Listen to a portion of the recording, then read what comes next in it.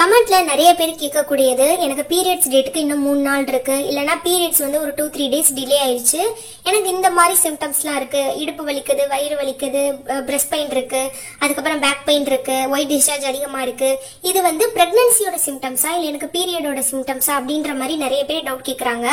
So கிட்டத்தட்ட பாத்தீங்கன்னா pregnancy and periods ரெண்டுக்குமே சிம்டம்ஸ் வந்து கொஞ்சம் ஒரே மாதிரி தான் இருக்கும். ஒரு சில சிம்டம்ஸ் தவிர மற்ற எல்லாமே கொஞ்சம் பார்க்க வந்து ஒரே மாதிரி தான் இருக்கும். பட் அதுல வந்து சின்ன சின்ன வித்தியாசங்கள் இருக்கும். அது எத்தனை நாளையில வருது, எவ்வளவு நாளுக்கு உங்களுக்கு அந்த சிம்டம்ஸ் இருக்கு அப்படின்றத வச்சு நம்ம ஓரளவு வந்து நமக்கு பீரியட்ஸ் வரப்போதா, மேபி பிரெக்னன்சியா இருப்போமா அப்படின்றத நம்ம கெஸ் பண்ண முடியும். அது எந்த மாதிரி சிம்டம்ஸ் அப்படின்றத பத்தி தான் இந்த வீடியோல நம்ம பார்க்க போறோம். ஸோ ஃபர்ஸ்ட் வந்து கர்ப்ப காலம் அண்ட் பீரியட்ஸ் வரப்போறதுக்கு முன்னாடி ரெண்டுலயுமே பாத்தீங்கன்னா லேசா வந்து ஸ்டொமக் பெயின் இருக்கும். இப்போ உங்களுக்கு பீரியட் வரப்போகுது அப்படின்னா அப்ப வரக்கூடிய வயிறு வலி அப்படின்றது எப்படி இருக்கும் அப்படின்னு பாத்தீங்கன்னா ஜஸ்ட் வந்து ஒரு நாளைக்கு முன்னாடி தான் வயிறு வலிக்கும், இல்ல அதிகபட்சம் 2 நாள் அந்த பெயின் வந்து இருக்கும். சில பேருக்கு பாத்தீங்கன்னா அடி வயிறு வலிக்கும், சில பேருக்கு பாத்தீங்கன்னா மேல் வயிறு, கொஞ்சம் இடுப்பு, இது எல்லாமே பாத்தீங்கன்னா பீரியட் வரப்போறதுக்கு 1-2 நாளைக்கு முன்னாடி தான் வரும். பட் ரொம்பலாம் யாருலயே வராது. அதாவது உங்களுக்கு நெக்ஸ்ட் வீக் பீரியட்னா இந்த வீக்ல இருந்தே உங்களுக்கு வந்து இடுப்பு வலிக்கிறது, வயிறு வலிக்கிறது அந்த மாதிரிலாம் ஹெவியா இருக்காது. ஜஸ்ட் வந்து இப்போ ஒரு 2 டேஸ் 1 டேக்கு அடுத்து உங்களுக்கு பீரியட்ஸ் வரப்போகுது அப்படின்னா அப்ப மட்டும் தான் லேசா பெயின் இருக்கும். உங்களுக்கு ஓரளவு நீங்க கெஸ் பண்ணிடலாம் நமக்கு பீரியட்ஸ் வரப்போகுது, இன்னும் 2 டேஸ் இருக்கு, லேசா பெயின் வலிக்குது அப்படி. அதுவும் பாத்தீங்கன்னா ரொம்ப ரேரா தான் வலிக்கும், எல்லாருக்கும்லாம் வலிக்காது.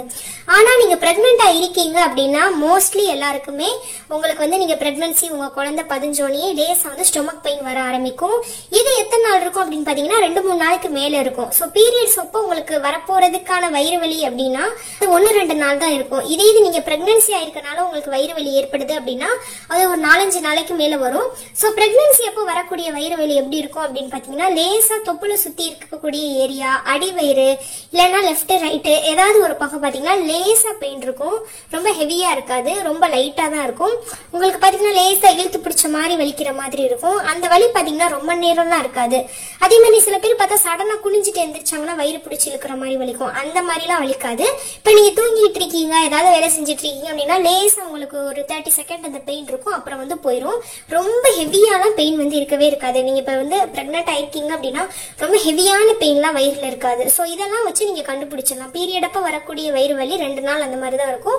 பிரெக்னன்சியா இருக்கீங்க, ஏர்லி பிரெக்னன்சி அப்போ வரக்கூடிய வயிறு வலி பாத்தீங்கன்னா ஒரு 4-5 நாளைக்கு மேல வந்து இருக்கும். அதுக்கப்புறம் முக்கியமானது நம்ம ஈஸியா கண்டுபிடிக்கக்கூடியது பாத்தீங்கன்னா ஒயிட் டிஸ்சார்ஜ் இருக்குது. இந்த ஒயிட் டிஸ்சார்ஜ் பாத்தீங்கன்னா பீரியட்ஸ்க்கு முன்னாடி, பீரியட்ஸ்க்கு அப்புறம், அதுக்கப்புறம் பிரெக்னன்சிக்கு முன்னாடி, ஓவுலேஷனுக்கு முன்னாடி எல்லாத்துக்குமே இந்த ஒயிட் டிஸ்சார்ஜ் வந்து இருக்கும். கொஞ்சம் வந்து கண்டுபிடிக்கிறது கஷ்டமா தான் இருக்கும். ஆனா இப்ப நீங்க ஓவுலேஷனுக்கு அப்புறமா நீங்க கர்ப்பம் தரிக்கல அப்படின்னா ஒரு 4-5 நாள் பாத்தீங்கன்னா கொஞ்சம் வந்து உங்களுக்கு வெஜினல் வந்து ட்ரையா இருக்கும். அதாவது வந்து இந்த ஒயிட் டிஸ்சார்ஜ் கம்மியா இருக்கும். ஸோ ஓவுலேஷன் அப்போ உங்களுக்கு வந்து கர்ப்பம் உண்டாகல அப்படின்னா உடனே ஒயிட் டிஸ்சார்ஜ் வர ஆரம்பிக்காது. ஒரு 3-4 நாள் ட்ரையா இருக்கும். அதுக்கப்புறம் பாத்தீங்கன்னா கெட்டியான மாவு மாதிரி பாத்தீங்கன்னா இல்லைன்னா லேசா தண்ணியா கூட ஒயிட் கலர்ல வந்து உங்களுக்கு வந்து ஒயிட் டிஸ்சார்ஜ் வரும். இது வந்து நீங்க பிரெக்னெண்டா இருக்கீங்க அப்படின்னா ஓவுலேஷன் முடிஞ்சதுல இருந்தே உங்களுக்கு கொஞ்சம் கொஞ்சமா வந்து ஒயிட் டிஸ்சார்ஜ் வந்து வர ஆரம்பிச்சிடும். ரொம்ப ட்ரையாலாம் இருக்காது. இடைப்பட்ட நாட்கள்ல கொஞ்சம் தாராளமாவே உங்களுக்கு ஒயிட் டிஸ்சார்ஜ் இருக்கும். அந்த ஒயிட் டிஸ்சார்ஜ் வந்து உங்களோட நாள் நெருங்க பீரியட்ஸ் நாள் நெருங்க அதிகமாகும். பீரியட்ஸ் தாண்டினதுக்கு அப்புறமும் கூட உங்களுக்கு ஒயிட் டிஸ்சார்ஜ் வந்து இருக்கு அப்படின்னா நீங்க பிரெக்னெண்டா இருக்க வாய்ப்பு இருக்கு. ஸோ பீரியட் வந்து உங்களுக்கு பீரியட்ஸ் அப்போ வரக்கூடிய ஒயிட் டிஸ்சார்ஜ் எப்படி இருக்கும் அப்படின்னா ஓவுலேஷனுக்கு அப்புறம் கொஞ்ச நாள் வராம இருக்கும். அதுக்கப்புறம் பீரியட்ஸ்க்கு முன்னாடி வரும். பிரெக்னெண்டா இருக்கீங்க அப்படின்னா ஓவுலேஷன் முடிஞ்சதுல இருந்தே கொஞ்சம் கொஞ்சமா ஒயிட் டிஸ்சார்ஜ் வந்து படும். அந்த கலர் எப்படி இருக்கும் அப்படின்னு பாத்தீங்கன்னா இப்ப நீங்க பிரெக்னெண்டா இருக்கீங்க, உங்களுக்கு ஒயிட் டிஸ்சார்ஜ் இருக்கு அப்படின்னா அது லேசா பேல் எல்லோ அப்படின்வாங்க. அதாவது லேச மஞ்சள் கலர்ல அந்த மாதிரி இருக்கும். இல்லைன்னா வந்து நார்மலா வந்து பாலாடை அந்த மாதிரி கூட இருக்கலாம், இல்லைன்னா லிக்யூடா கூட இருக்கலாம். மோஸ்ட்லி இந்த மாதிரி 3க்குள்ள தான் வரும்.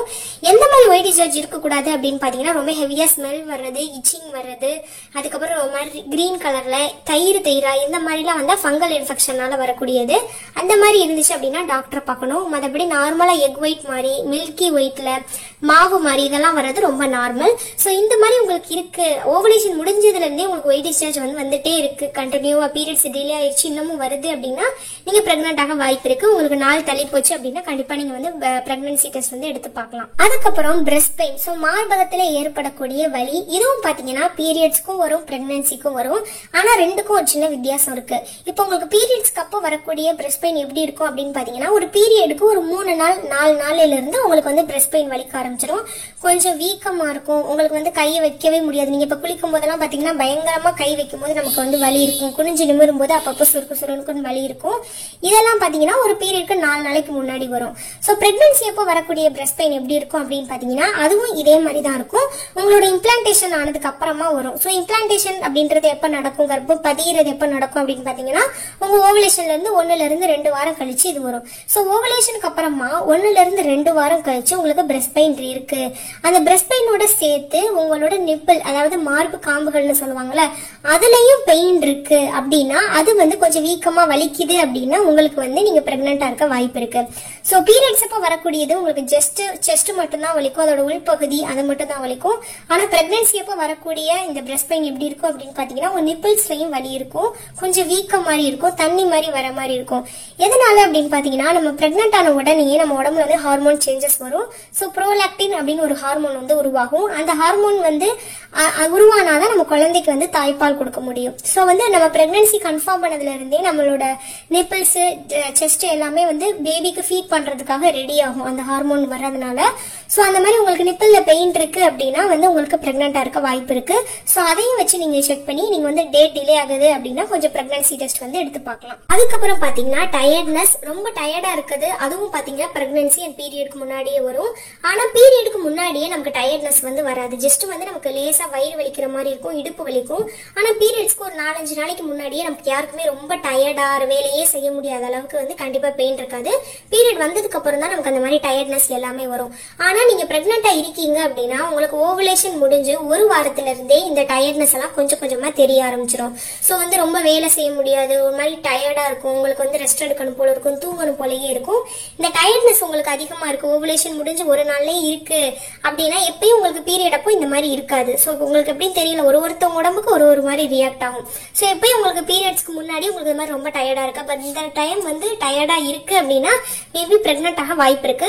ஆனா அதை மட்டும் வச்சு நம்ம கன்ஃபார்ம் பண்ண முடியாது. கொஞ்சம் பீரியட்ஸ் டிலே ஆகுதா, ஒரு 2-3 days ஆகுது டிலே ஆகுதா அப்படின்றத வெயிட் பண்ணிட்டு தான் நம்ம வந்து பிரெக்னன்சி டெஸ்ட் எடுத்து பார்க்கணும். அதே மாதிரி இந்த நாசியான்னு சொல்லக்கூடிய வாமிட்டிங் வர்றது இது எல்லாமே பீரியட்ஸ்க்கு முன்னாடியே நமக்கு வந்து இருக்காது. சில பேருக்கு பாத்தீங்கன்னா பீரியடோட ஃபர்ஸ்ட் நாள் செகண்ட் நாள் பாத்தீங்கன்னா அந்த மாதிரி இருக்கும். ஆனா பீரியட்ஸ்க்கு ஒரு 5 daysக்கு முன்னாடியே அந்த மாதிரி குமட்டல், வாந்தி இது எதுவுமே வராது பீரியடா இருக்கு உங்களுக்கு, அதாவது கர்ப்பமா இல்லாதவங்களுக்கு. இதே நீங்க பிரெக்னெண்டா இருக்கீங்க அப்படின்னா உங்களுக்கு பீரியட்ஸ்க்கு முன்னாடியே ஒரு சில பேருக்கு பாத்தீங்கன்னா காலையில மார்னிங் சிக்னஸ் எல்லாமே வர ஆரம்பிச்சிடும். சோ காலையில எந்திரிச்சோடனே உங்களுக்கு ஒரு மாதிரி வெறும் வயிற்றுல எதுவுமே காஃபி டீ எதுவுமே கொடுக்க முடியாது, பிரஷ் பண்ணும்போது வாமிட் வர மாதிரி இருக்கு. உங்களுக்கு பீரியட்ஸ்க்கு 5-6 நாளைக்கு முன்னாடியே உங்களுக்கு இந்த மாதிரி ஏதாவது சிம்டம்ஸ் வருது, கண்டினியூஸா 2-3 நாள் வருது அப்படின்னா கண்டிப்பா நீங்க பிரெக்னெண்டா இருக்க நிறைய வாய்ப்பு இருக்கு. உங்களுக்கு பீரியட் 2-3 நாள் டிலே ஆனோம்னா பிரெக்னன்சி டெஸ்ட் வந்து எடுத்து பார்க்கலாம். அதே மாதிரி பிரெக்னென்ட் ஆனா பாடி ஹீட் வந்து அதிகமாகும். சோ இது வந்து பாத்தீங்கன்னா நமக்கு கண்டுபிடிக்க முடியாது. உங்களுக்கு ஒரு மாதிரி உங்களுக்கு பாடி சூடா இருக்க மாதிரி தெரியுது அப்படின்னா உங்களுக்கு வந்து நீங்க பிரெக்னன்சி டெஸ்ட் வந்து எடுத்து பார்க்கலாம். பட் ரொம்ப காய்ச்சல் வர அளவுக்குலாம் பாடி ஹீட் இருக்காது. சில பேருக்கு பாத்தீங்கன்னா பீரியட்ஸ் அப்பையும் பாடி ஹீட் வரும், பிரெக்னன்சி அப்பையும் வரும்.